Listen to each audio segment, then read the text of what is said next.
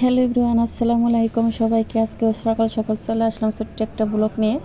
আমরা আজকে সকাল সকাল চলে যাচ্ছি ঝিটকা, হরিরামপুর, কুশিয়াচর, পদ্মার পাড়। ওখানে যাচ্ছি পদ্মার মাছ কেনার জন্য। ওখানে বলে পদ্মা নদীর তরতাজা মাছ কেনা পাওয়া যায়। চলে আসছি কথা বলতে বলতে পদ্মার পাড়ে, কিন্তু এখানে এসে দুর্ভাগ্য আমাদের আসা বলে অনেক দেরি হয়ে গেছে। এখানে একটা মাছও নাই, মাছ বিক্রি হয়ে গেছে। এখানে জেলের জাল দেখা যাচ্ছে, দেখতে পাচ্ছেন। মাছ যেহেতু পেলাম না, তাই এখানে দাঁড়িয়ে নদীর একটা ভিউ নিচ্ছিলাম। নদীর ভিউটা কিন্তু দেখতে খুবই ভালো লাগছিল।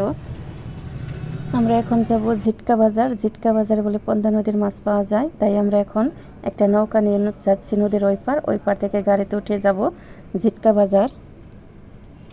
আমরা কিন্তু এই মুহূর্তে গাড়িতে উঠে পড়েছি, এখন যাচ্ছি ঝিটকা বাজার।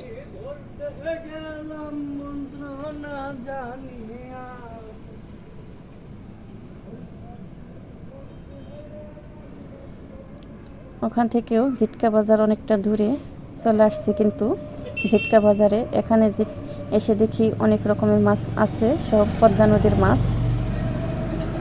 এখানে দেখি রুই মাছ আছে আর আছে ইলিশ। এখান থেকে একটা ইলিশ কিনে নেব বড় দেখে। আর পদ্মা নদীর ইলিশ কিন্তু খেতে খুবই মজা লাগে। আর এখানে আরও মাছ দেখছিলাম, মাছ দেখে পছন্দ হয়েছিল নাকি, অনেক মাছ কিনেছি। এখন যাচ্ছি বাসায়। বাসায় যে কী কী মাছ কিনেছি সেগুলো আপনাদের সাথে শেয়ার করব। কথা বলতে বলতে চলে আসছি আমরা বাসায়। এখন যাব রুমে। রুমে যে কী মাছ কিনেছি সেটা আপনাদেরকে দেখাবো।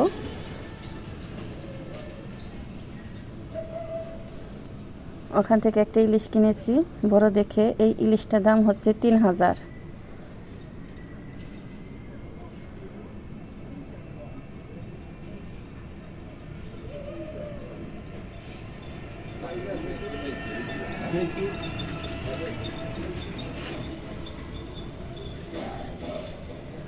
আর একটা নিয়েছি বোয়াল মাছ। বোয়ালটা কিন্তু অনেক বড়।